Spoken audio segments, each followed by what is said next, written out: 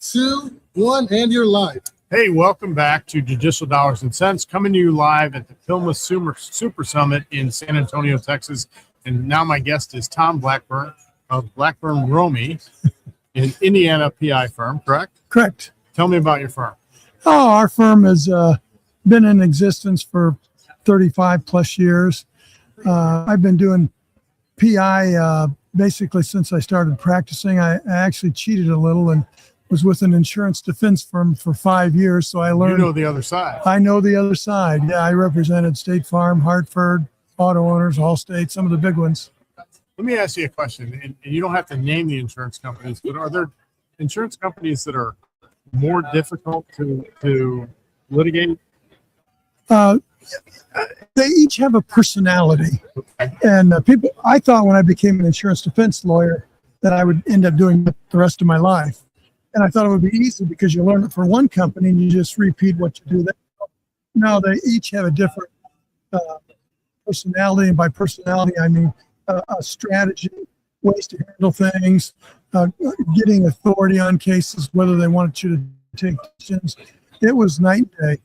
Yeah. Well, and let me tell you, and you can confirm with my thought process right here. Sure. But on the defense side, the insurance company is dictating how many minutes it can take for a letter, how many files you need to touch, what rate they're going to pay. And it really is an oppressive environment when they're saying, we don't care what your bill was, this is all we're paying for. Yeah. I did not have that when I started out because that was back in the 80s. Yeah.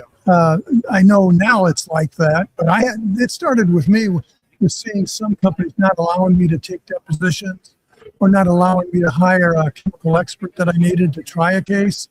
And I thought, well, I do these to my client. You pay me, but we need that expert. You know, you just can't go into court without your evidence. And it changed. You know, I made partner in 4 years, and I was on the fast track. Everybody thought I had some kind of breakdown or something when I left as a partner. And had good clients. So, what was the thing that made you decide to go out and join the other side?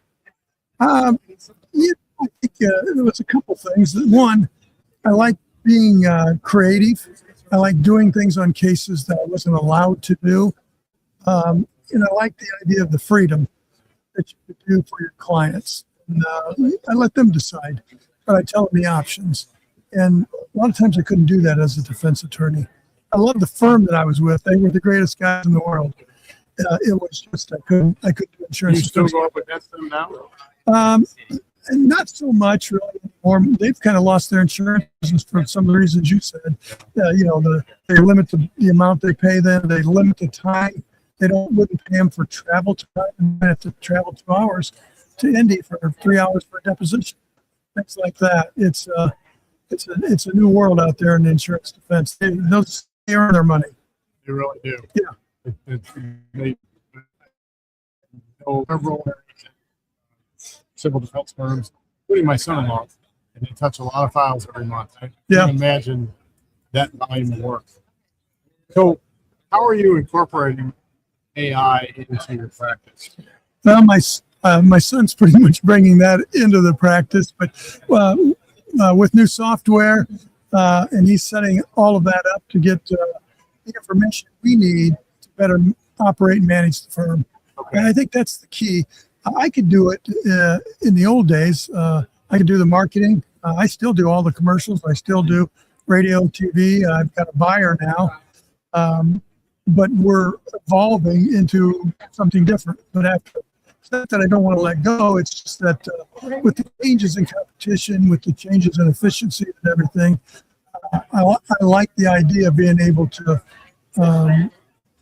make changes quick to meet market needs. And it really is meeting market needs for information. The only way to really make those quick changes is by paying attention to the data and having good data. Exactly. And it sounds like you really pay attention to that.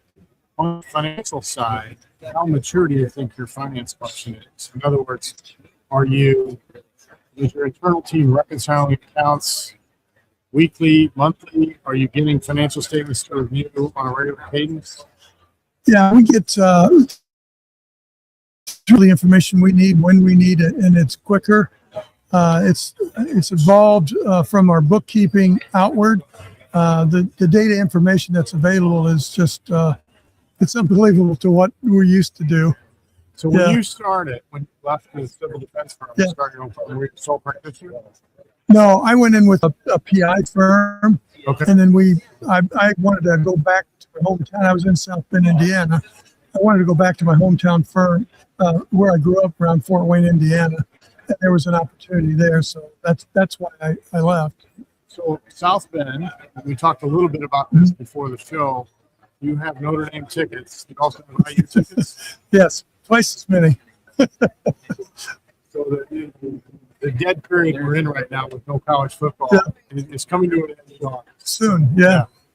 It was quite a ride that IU had last year. Yeah, it was a great ride. I mean, from the bottom, to the top, just in 2 seasons. Can Cincinnati and IU repeat?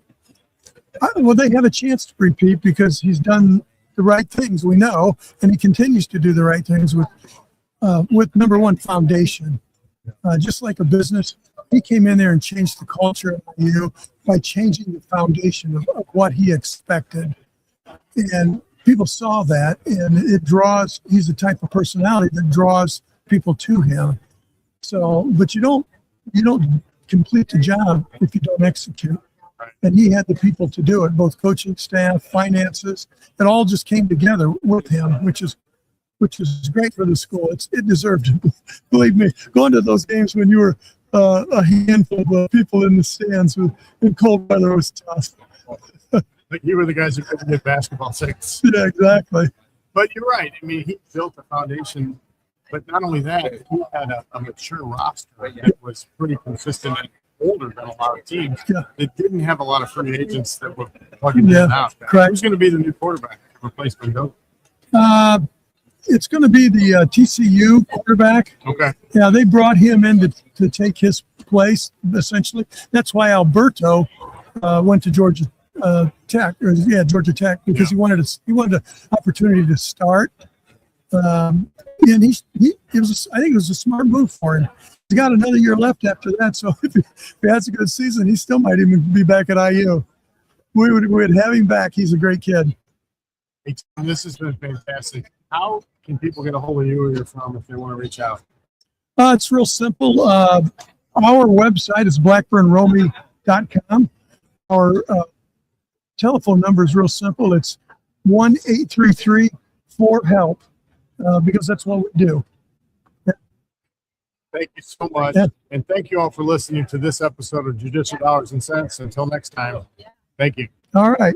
Let me know if you're ever in South Bend and want some Notre Dame tickets. Oh, well, those are hard to come by. Yeah, these might have good seats. They're in a corner, but it's a great corner to look out of. And for me, you go through the tunnel and you go down about 4 steps and you're at your seat. And I've got 4 seats, but they're 2 and 2, so you're on the end. On the aisle? So yeah. Oh, so wow. if you want to go to the concession or go to the restroom, you just go up 4 or 5 steps down the little tunnel. There's the concession. Out. There's your restroom. For an old man, they're super seats. I love college football, and I have Chiefs season tickets, so make the drive from St. Louis to Kansas City. I got those season tickets the year before Mahomes was on the team, so I was there. Yeah. The Chiefs always have a great history, but boy, the last few years have been. I had Colts. 4 basketball tickets.